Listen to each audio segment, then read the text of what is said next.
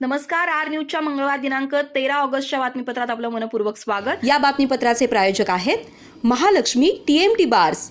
नाते अविरत जुळते आणि प्रत्येकाच्या मनातील चव जपणारे महालक्ष्मी सुरेश मसाले. आजच्या बातमीपत्रात प्रथम पाहूयात गल्लीपासून ते दिल्लीपर्यंतच्या ताज्या घडामोडींचा धावता आढावा आणि स्थानिक बातम्यांमध्ये पाहूयात नद्यातील गाळापेक्षा राजकारण्यांचा गाळ आधी उपसला पाहिजे. कॉम्रेड संपत देसाई यांच्या कानपिचक्या. चिपळूणच्या शहनवाज शहा यांचंही गडिंग्लजकरांना एकीचं आवाहन.